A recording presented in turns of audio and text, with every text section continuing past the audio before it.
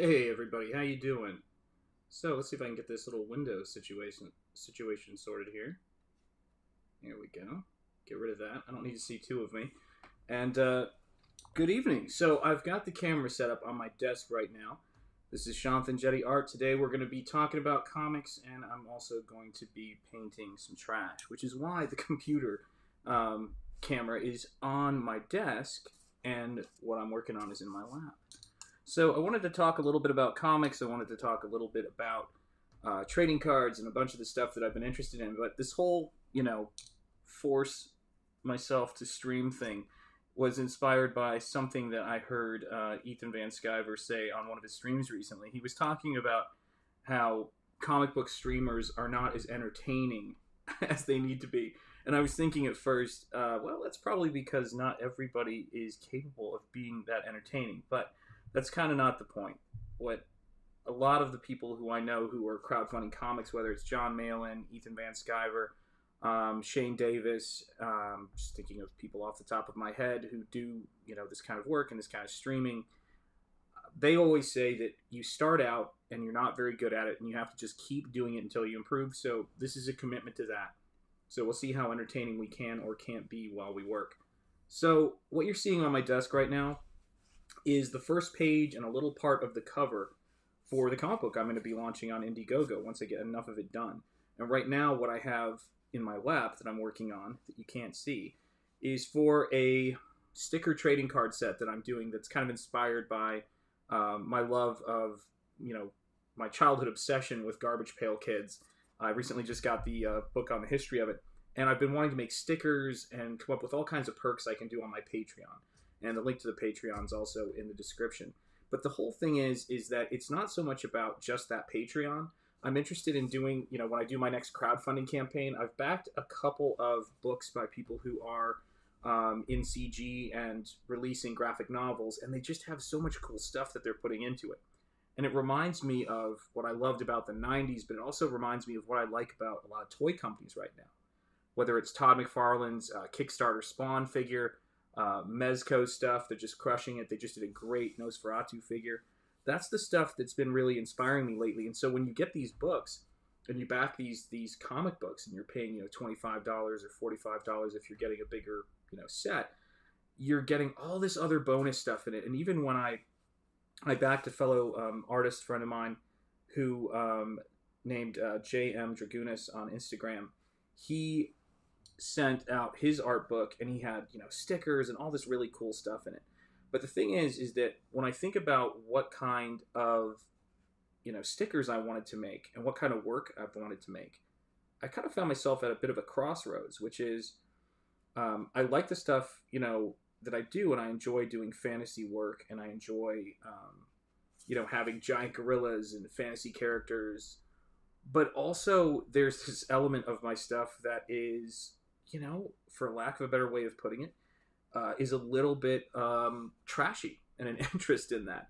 And I don't mean that in a demeaning sort of sense, but my artist brother Nick Janeshake started doing paintings recently on his Instagram, and he was hashtagging them as smut.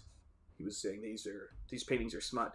And my wife asked me about it, and she said, why is he hashtagging his paintings with that? And I said, because he's preemptively aware of what in the art world the reaction is whenever you paint a nude figure, particularly a female figure.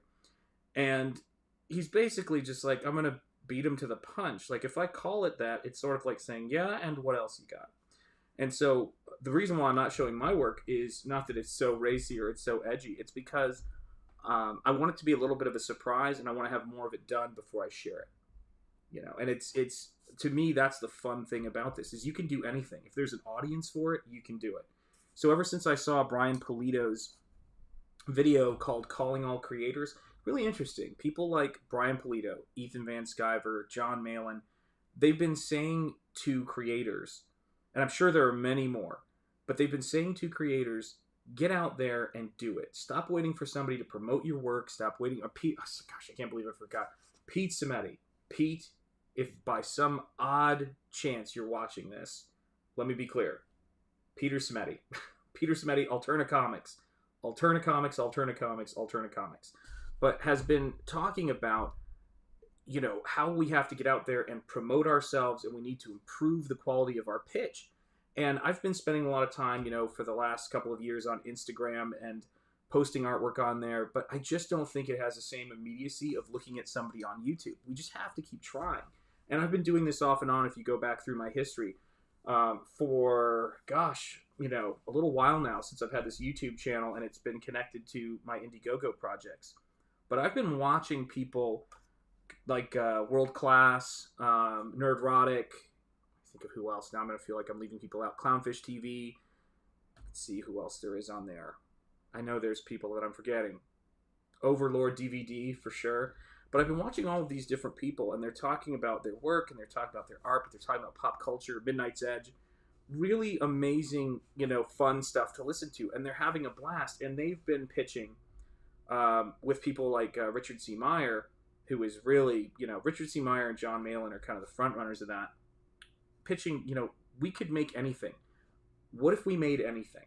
What if we made whatever we wanted, free from censorships, free from art directors or corporations saying, and I don't mean to say that like corporations, YouTube's a corporation. So they have their place. But I think the job of the corporation is to make money, and the job of the artist is to try to create stuff that's fearless and funny. And you have to take risks in order to do that. And I think what has happened is we've got a generation of art directors and creatives who are completely risk adverse. And I think the reason they're risk adverse is not something that's impossible to understand. I think the reason they're risk adverse is because they want to be liked. And that's sort of translated into wanting to get likes, wanting to get follows. It's not an impossible thing to understand, but it is very much the enemy of art. You can't make art when you're worried about making mistakes. And as John was saying on Pete Sameti's stream the other evening, you can't make art if you're afraid. You can't be creative. You can't tell jokes. You can't make comedy. And I'm one of those people who, I love comedy. I grew up watching Stand Up Spotlight on, I think it was on VH1. So I used to watch comedy. It's one of my great joys in life. So I remember listening to cassette tapes over at friends' houses of Sam Kinison, certainly of Richard Pryor. I remember that summer. It was a summer, I think I was 15 years old, and I was away at the Governor's Honors Program in Murfreesboro, Tennessee.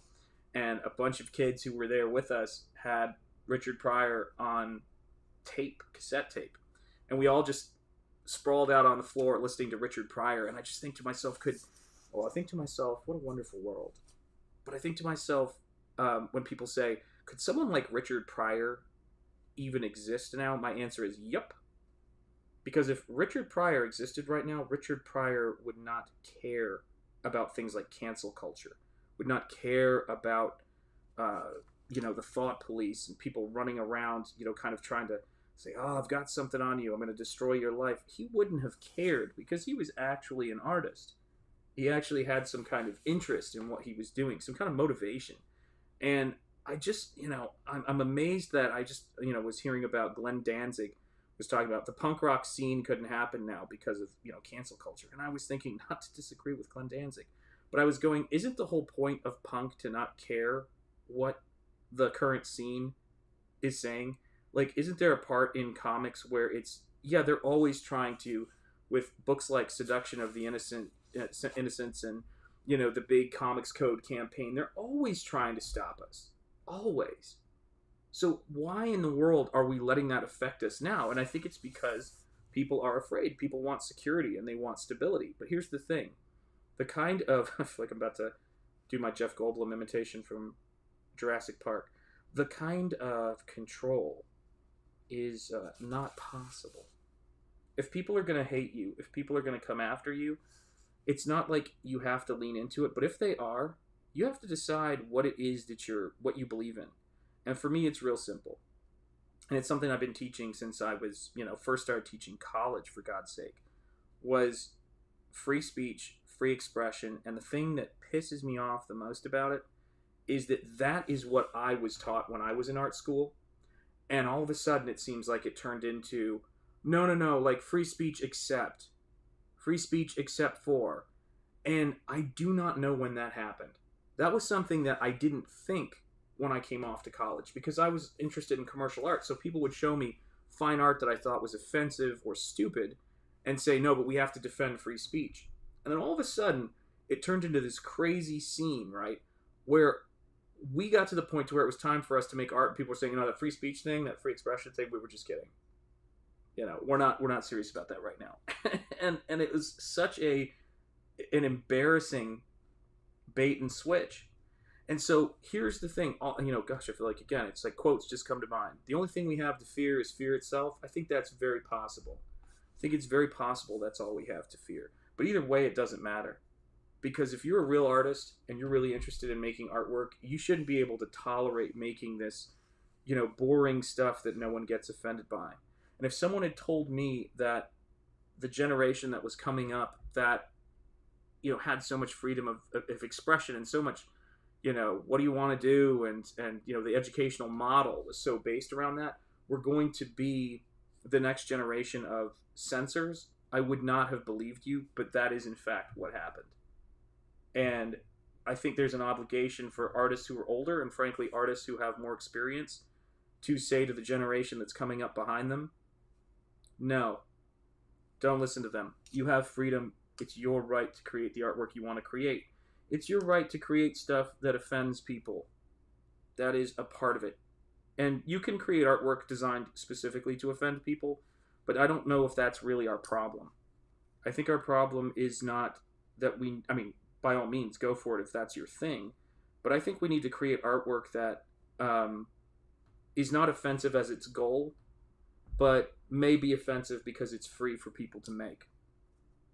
And so that's, again, it's one of the big things that I think is critical for us as artists, is to have that right. So once I started watching, watching those artists and seeing the amazing things they're doing, whether it's Graveyard Shift, which is great. I came late to Richard C. Meyer's work, so I'm still waiting for him to ship the latest round of stuff. So I'm kind of curious to see what that looks like quality-wise. But the stuff that Ethan's doing with Cyberfrog is incredibly cool. And he just signed Dale Keown on to do a cover. And I love Dale Keown. It was, I don't know how many years ago it was, but I went on eBay and I bought the Pit trade paperback that looks like it was printed in 1947. Sorry, Dale, or whoever printed it. Full Bleed Studios, his studio. But I went and I got that, and I love it. And then just, right out of nowhere. I mean, I knew that Ethan was a huge fan of his. He talked about wanting to get him to do a cover back in the 90s. But, right out of nowhere, he announced that Dale was going to be a cover artist and do some work for him. So that's the stuff that gets me excited. Those are the artists who get me excited, and that's the work that I'm into. And the thing I've got on my lap right now, and if I seem like I'm talking a little bit easier right now as I work, the reason I'm having an easier time talking is because this is how I actually paint my work, which is not on a desk. Hey, Sarah, how you doing? Good to see you. You missed me talking about Pete. Haven't you had enough of me today? My God. It's been a long day. But when I started looking at this work and I started looking at all of the cool things that are getting sent out, I started getting excited again for the first time about, what the possibilities are of promoting your artwork and putting this stuff out there. And that's what those artists are doing so well. Yeah, it's one of those things to where, there is this care in packaging, and there's this care when you put packages together to send something. I just had a fan contact me who's trying to get a hold of my books in Germany, and we're calculating the shipping on it. We're trying to see if we can get it into a flat rate box and all that kind of thing. But fulfillment is really kind of the fun part of it, and I'm trying to make sure that it's fun for me by having all of that stuff in there. That's a major accomplishment. There you go. Major accomplishment. I don't know what you win for that, though, but that's it. So, yeah, when I started thinking about, what I'm going to do for my next project, those were the artists that I was looking at, and those are the creators I was looking at. But, I've got no shortage of stuff from the 80s and from the 90s. Oh, excellent. Yeah. I mean, and speaking of, and I was looking at all of that stuff and I was going, wow, they used to really make incredible custom stuff. Now there was a market for it, but that whole thing is shifted. And so I was looking at this artist whose name is escaping me right now, who did a almost like a Kenner style action figure in packaging. And it's beautiful, It's beautiful. And it's what is the if you had told us when we were starting out way back then that we would be able to do that kind of thing on an independent basis, we wouldn't have believed you. Like, we would have been like, nah, there's no way. How are you going to make action figures? And I think Todd McFarlane kind of did that first. Todd was the kind of guy who sort of set out and said, I'm going to make my own action figures, and through kind of dumb luck that worked. And then we got NECA, and we got with a lot of former Todd McFarlane people there. And fast forward to now, and I've got Guillermo del Toro figures, for heaven's sake. I mean, again, this is getting really niche. So my interest in doing stuff right now is to try to make stuff that has that kind of fabulous, ridiculous, trashy fun quality to it, because I think we need that right now. I think we need silliness and fun and irreverence more than ever. And it's strange. It's a very strange time in terms of work, but I see so much cool stuff coming out, and I see so many challenges. Preoccupied. That's going to be confusing. I'm like, uh-oh. There's a battle about Henson in the chat. There's a Fraggle Rock battle happening in the chat. But yeah, I mean, well, you think about that too, funny enough, is that, so I grew up on Jim Henson, obviously. I grew up on all of that stuff. Oh, I'm so glad to hear that. Absolutely, grab that sketchbook and start drawing. So important. And please do start streaming. So important. But I grew up on Jim Henson stuff, and I grew up on all this different stuff. And I remember I was watching the video of Leif Tilden and who else were the people? I think it was, don't quote me on this, but was it Josh Peiss who played Raphael in the Teenage Mutant Ninja Turtles movie from 1990, I think it was. And I was a huge Ninja Turtles fan. I grew up on that. Graphic novel was one of the first comics that I ever owned. And my friend Zach Cullis had it. And so when that movie came out, we were so excited. And that was the point where, Henson was just starting to do, or really do animatronics. And that movie was a smash hit. And it was, it was brilliant stuff. But all of that stuff started, on the outside with people with crazy work ethic and crazy talent. And yeah, like the Labyrinth, like why would one, like, okay, how do I put it? All right. So when I see a lot of the absurdity that's going on today in terms of like artists and all that kind of thing, I just go, here's the deal. It's, even though David Bowie is seen as, like David Bowie is an institution. When, passed away, people were like, but at the time you have to understand the madness of making a somewhat children's film with David Bowie in it. Those are the kinds of risks that we've lost, because the idea of doing a fantasy story with a David Bowie character has become the institution. It's become the thing that, no, not yet. It's because the fact that it's like, there's nothing shocking about having a David Bowie character. What was shocking back then is now the norm. And what was the norm back then would now be shocking. It's such a strange thing. And, yeah, I'm hoping that we'll start to get some more range in what we're doing, because I need it, frankly. I need some interesting stuff. And so, yeah, I've been watching a lot of old movies. My current favorite director is John Carpenter. I was watching They Live the other day. Oh, thanks, Thomas. I appreciate it.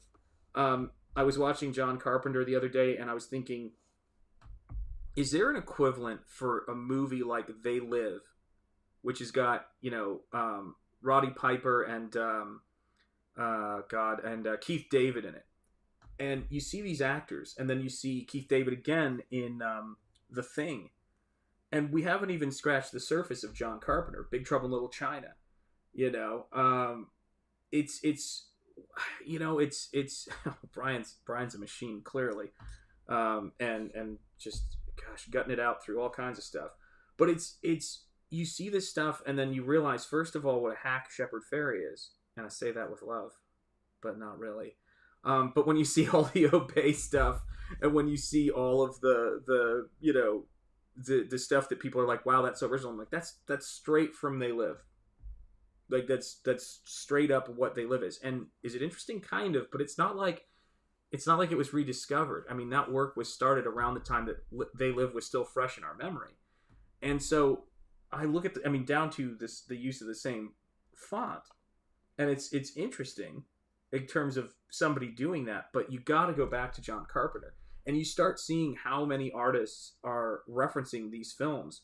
And I was watching a documentary on creature creation the other day, and I thought, my gosh, these people who are doing creature creation, Rick Baker, Rob Bottin, which is the proper pronunciation of it based on his assistant. So it's not Rob Bottin, it's Rob Bottin, even though it's spelled Bottin.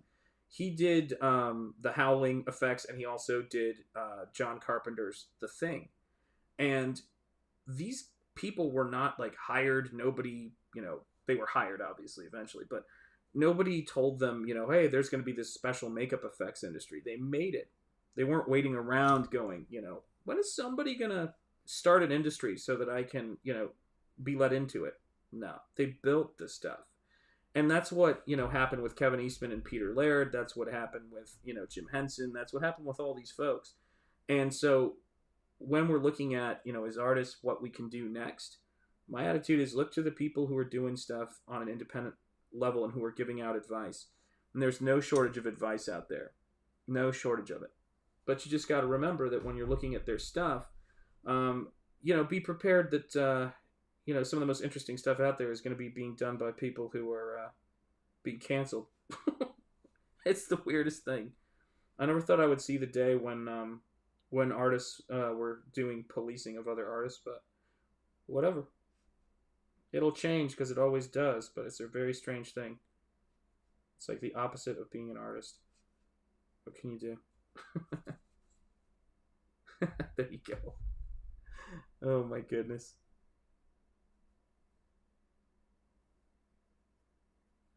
So yeah, what I'm working on right now, I imagine as being sticker trading cards. And so I've been looking up processes for making sticker trading cards and creating stuff that's kiss cut and all of that kind of stuff, because again, just the idea that there's so many people out there now making action figures and crowdfunding stuff is really inspiring to me.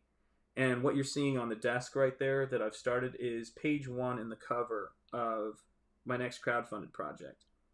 And it's going to be a comic. It's going to be fully painted, as far as I know right now, and all things constant. And I'm not going to crowdfund it until I have more of it done. So I've got a couple of things I'm doing right now, stickers and promotional stuff I'm going to do that are going to be a part of the build up to that. But yeah, that's the stuff that's been inspiring me. And so yeah, when I was watching this artist named John Malin being interviewed by Pete Cimetti on his amazing Publishing Pete, his amazing podcast, and they were just talking about the industry and things like that. It's hard to imagine, like it is with the Image Comics guys. It's hard to imagine how nuts things have been and stepping out into the fray and not knowing whether it's going to work or not. And I think that when you look at Pete Cimetti, and he was talking about this book that he was publishing, that is amazing to me. But he was talking about this book that he was publishing that had that was about written by and created by a father whose son has Down syndrome. And he was talking about how the story was about a hero whose son has Down syndrome. And it was the funniest thing in the world to me when he was talking about it, because I did a comic when I was 16 where I also had characters with various disabilities. And it was so strange because it was like, wow, other people were thinking about that. But obviously this dad's comic book was a very, was probably a completely different take than what a 16-year-old comes up with my own, understanding of it. But yeah, I know you know Peter. Peter is that's what I was thinking. I actually emailed Peter to see if I could clip his show for my channel, and he was cool with it. Really cool guy. I'm gonna try to reach out to him some more. I haven't even told him that last bit, but what a stand up guy. And another oh my gosh, that's awesome. That's so great. Nice.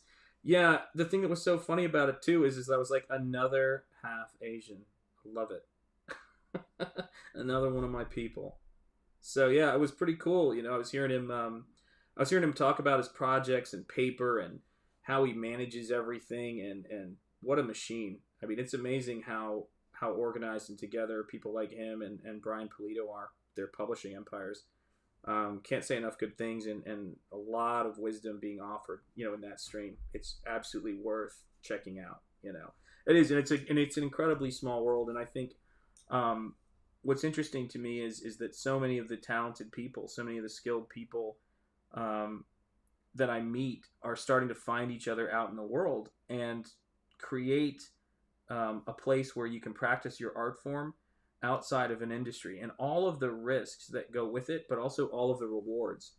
And I think that's the one thing that is probably making this possible is that working within an industry is presenting smaller and smaller opportunities for reward. And it's a lot of the idea of stability, but it's become increasingly unstable. And I think the rewards have gotten smaller and smaller and smaller.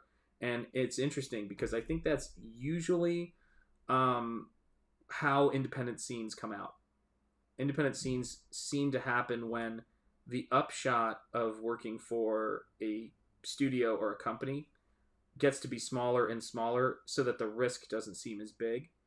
And, it's people like John and it's people like Richard Z. Meyer and all of those guys who really stepped out into the fray when they were like, this is probably the end, and made it happen. So hearing Pete and John talking was a really interesting interview, and I thought I've got to see if I can clip this and send it to Peter as just a thank you for the stream, and he was like, yeah, feel free to post that. So I went in and edited out some of the best bits of it that I think would be useful for anybody wanting to get into the field. But it was John who said, for me at least, that really sort of stuck. The two things about John that I really appreciated was, and got me thinking about his stuff was he actually is a Rob Liefeld defender. You know what I mean? And I thought, wow, you don't see a lot of those.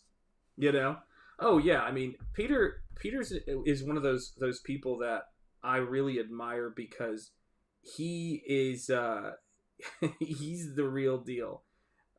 He puts his money where his mouth is. Like, to him, diversity is more than than a hashtag for him. Do you know what I mean? It's diversity of thought. It's diversity of different kinds of people, and that means that you're going to get it from occasionally from both sides. But I think in the end, you're going to get respect from it, because all of us working in creative fields, if you're really creative, I would say that you don't have to think about diversity, because if you pick the best stuff, that's what you're going to get. You know what I mean? It's not rocket science. I kind of feel like sometimes it seems like there's this attitude that it just has happened recently that people were having these conversations. But listen, folks, it's like, and this, I'm an Indian, Austrian, Puerto Rican kid who was born in Houston, Texas. That happened in 1976, and I'm not alone. So it's been around for a while. And for those of us who are interested in that and have seen artwork from all over the place, we don't get trapped into the sort of the Western, definition of I don't want to say Western because that sounds ridiculous, because I actually have a lot of respect for the West, but the West is now a lot of different places. But I don't mean that what's the word I'm looking for? Pseudo-intellectual definition of those terms. It's about, to me, it's about who you hung out with as a kid in terms of just playing with people because you had similar interests, looking at artwork because it was great, or things because it was great, and not thinking about, what people's backgrounds were, or any of that stuff. And that's why, I never really even thought about it until recently. But the sitcoms I watched as a kid growing up, I mean, obviously they didn't have any Indian people in them, but or Indian, Austrian, Puerto Ricans, but it was. I grew up watching The Jeffersons, Good Times. Let's see, The Cosby Show, Family Matters. What other shows did I watch?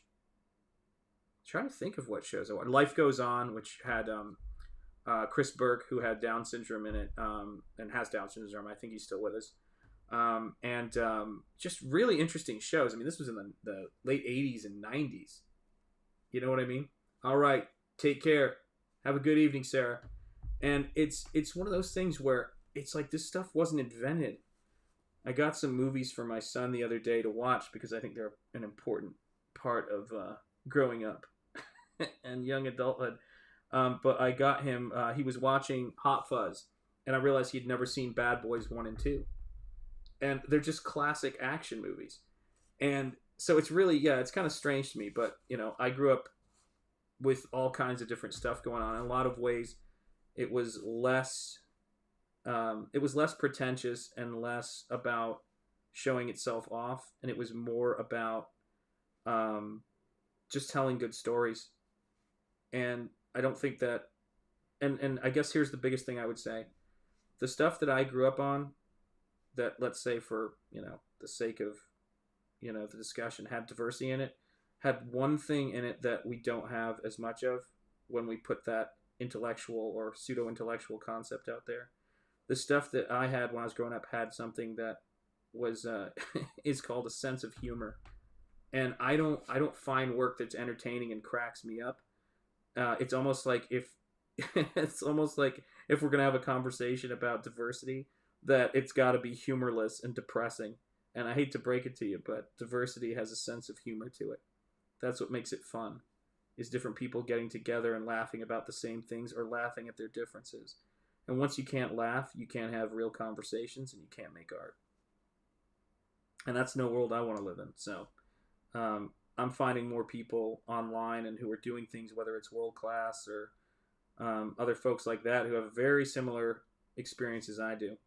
And which is to say, growing up with just a lot of different things around and having it not be a thing. And so what I like about people when I'm looking at work is, and one of the big core factors on whether I'll support something or buy something is if it's quality and if it's going to entertain me. And the people I've been looking at lately who've really inspired me, people like EVS and people like John, and actually now I'm starting to get into Peter Simeti stuff. They treat their customers really well, and they make really cool stuff we can't believe. You know, it's amazing. Yeah, YouTube is. Yeah, that's right. Too scared to be funny. Well, of course, you know, and it's one of those things to where if it's hard, you know, it's a very tough thing to deal with. But you know, when I was growing up, and when I was, you know, some of the things that a lot of us experience when we're younger, contrary to belief, you know, popular opinion out there, they don't make us more frightened. They actually make us braver. It's like, well, what worse could happen? And so I think the more protected people are when they're young, the more people are worried about people getting offended, the less they can. And this is the most deadly thing in the world. It's not that people are afraid to be funny. I think that's part of it. I mean, you're right there, but I think this is the other thing about it. I think there are a huge amount of people who can't laugh at themselves, which is such a horrible place to be in. I mean, some of my favorite moments with friends have been where we've just had something funny happen, and they've helped me to laugh at myself. And it's just a humorless world. I always say that when any of my friends are ever in the hospital or sick, they don't call me up so that I can be depressing. They call me up because they think, oh, Shanth will help me laugh about this and lighten the mood. And that's what my art is for. Like when I'm buying art, not the artwork I make. It's huge, you know. And you know what's so funny is that it's sort of like in boxing, people going for the knockout. Chasing profit does not make money. It's the profit isn't something you can chase per se. It's something that you can be skilled at. But the thing I was thinking about this just the other day, and it's such a good point, is that if they're chasing profit, they're doing a terrible job at it. Like I'm stunned by how bad people are at making money. It's I know you guys all know the meme, but the "take my money" meme, take my money, right? It's it's amazing to me how I can come at a place and say, "All right, take my money," and they'd be like, "No, we don't want your money." I don't understand. It's crazy. It's like just don't say that you hate me and you don't want my money. That's all I'm asking for. And they're like, "I'm sorry, we can't do that. We can't." It's just the weirdest thing in the world. Um, and so you just kind of walk away. But what's cool about that, and what's interesting about that is that it creates this amazing space and time where we can sort of create artwork that does these things that those companies used to do. I mean, it's I'm still trying to recover from the fact that they killed a poo. I'm just like, what? Oh my god! I know so many people, including myself, who that's a beloved character, and you just go, oh my gosh, but so what? We can make our own stuff. We can do our own stuff, and all it's going to take is a little bit of courage. And I will tell you this: um, when I see the people who are really great at doing the whole YouTube thing, and I don't mean just being a YouTuber, because that is amazing. That's a couple of gears beyond what I can imagine. But who are YouTubers and are really good at promoting their stuff? There's so much to learn there. I just can't imagine. They all say, we all start out terrible, but um, I'm still amazed at how well people can, put their stuff out there. You know what I mean? Like how, like the best example I can give for this kind of stuff is that I'm somebody who grew up on Disney and is a huge Disney fan. And when I heard about that they had done the Snow White ride based on the film, I was like, this is amazing to me, and this is so cool. It's based on this timeless fairy tale that exists outside of the way that we think about the world right now. And to see continuously this sort of narrow kind of time in our lives being pushed onto history is crazy to me. It's like, no, I'm going to have to hire somebody who has all of these things. That must be the key. And I see this stuff and I'm going, I don't know how to describe it. It's not your art to go back and retroactively edit. It's just not. It's not your work to do that with. And so it's almost like, they're sort of hating the history of that. And if they hate that thing that I like and it's their thing to promote, I'm like, why am I even here? You hate this thing. You clearly hate Snow White. It's the first, it's not the first animated feature. I think that's The Adventures of Prince Ahmed, if I'm not mistaken. But it is hugely significant in animation around the world. It inspired Miyazaki. It inspired generations of filmmakers. And it's stunning to me that anybody would want to edit that. And Disney would want to. So right now what I'm looking to, and I'm curious to see, is that Universal Studios, as far as theme parks go, is really interesting me right now because they're doing an expansion. And the rumor is that they're going to have a Universal Monsters Land. And I hope it's good. I hope they don't completely water it down and go, well, we like it, but we want to make it less like it is. That's the idea. And those movies weren't exactly made when I was born, regardless of how weathered and exhausted I am. Again, I wish they loved money more. I just wish they loved money more and they were better at it because it's like, how do I word it? And you're so right, but it's like Universal was impossibly behind them as a theme park in terms of making money. Like Disney staked that out, and there was no way that they could lose that race, and they just decided it's like the tortoise and the hare. And Universal, I think, is going to easily pass them.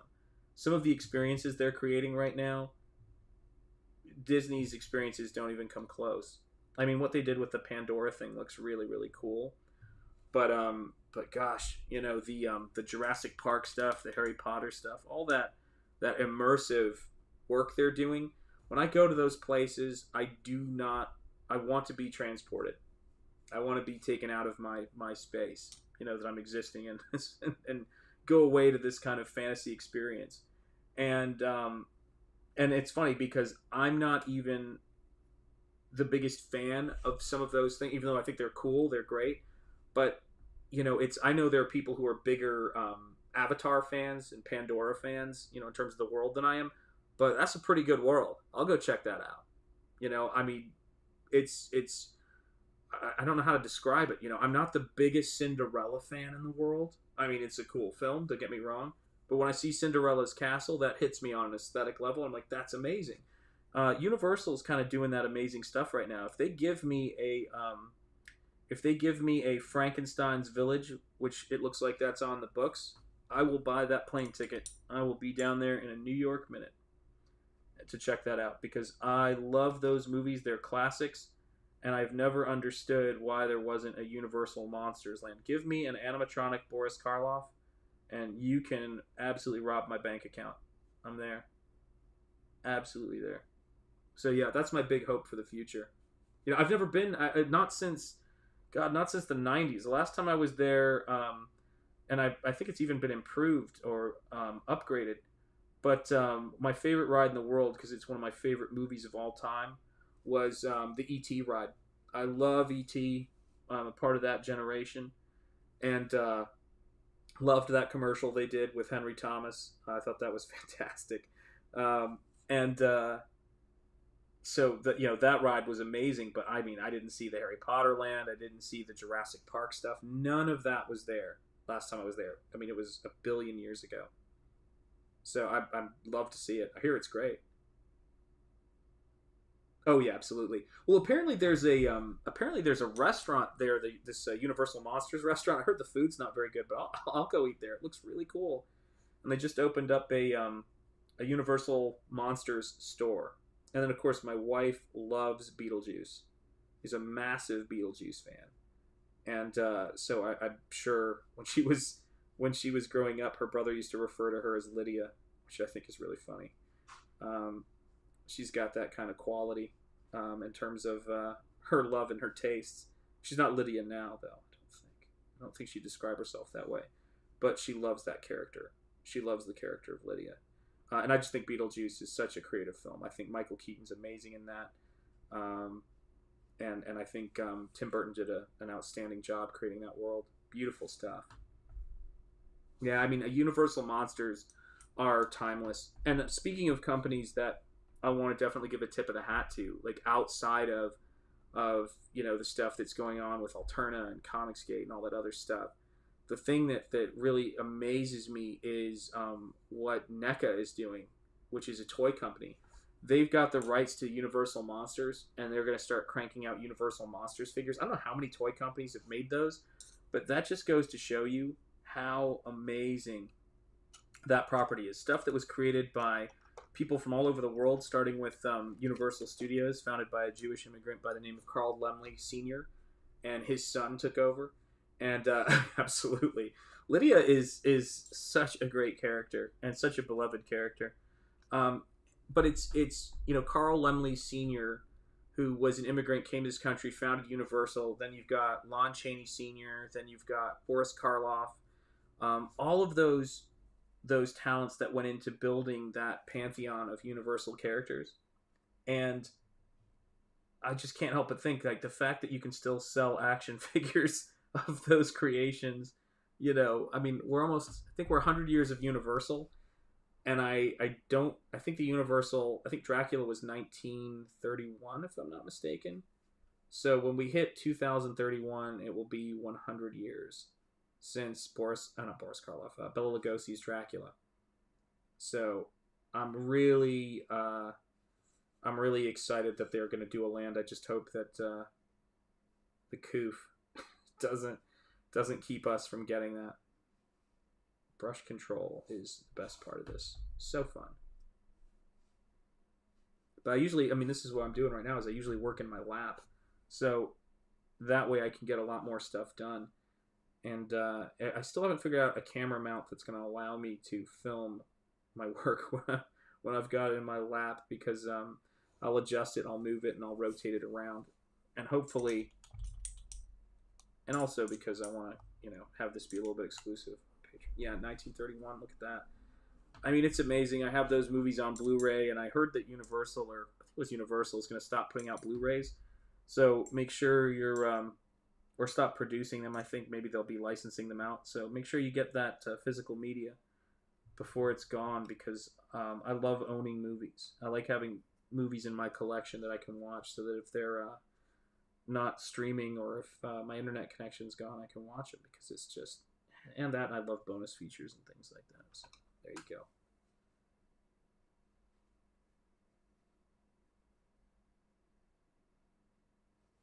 Here we go.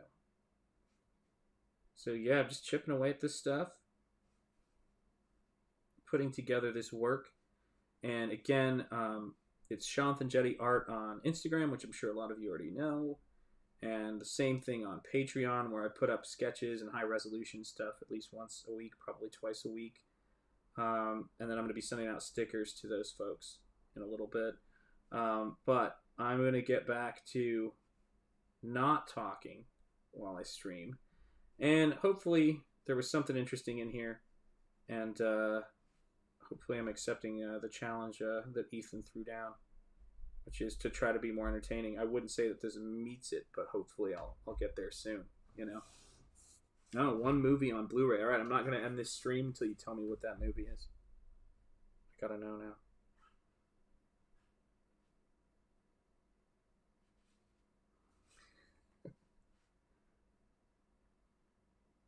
The tension mounts. What is the movie? Now there's pressure.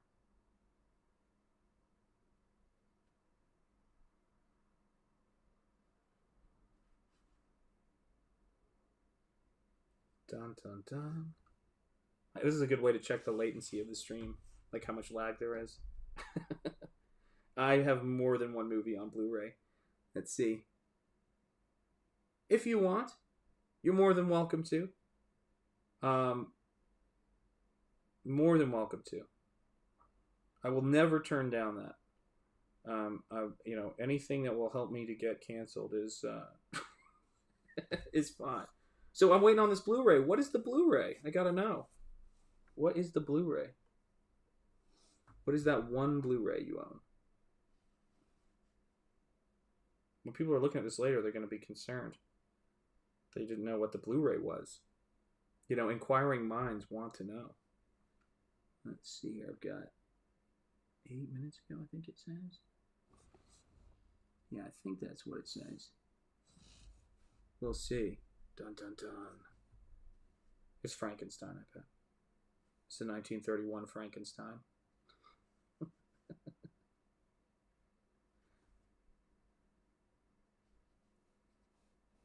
I'll tell you this.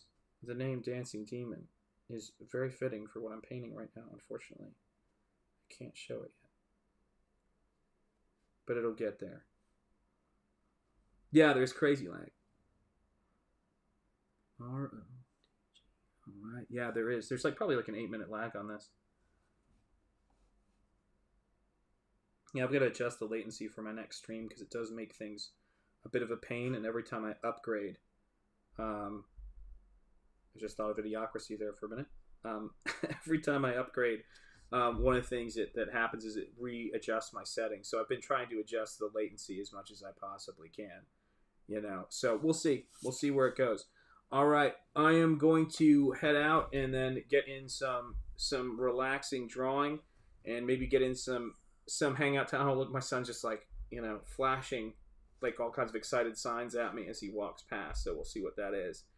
There you go. All right, see, now we've got the answer. So we're all set. So take care, everybody. Like and subscribe.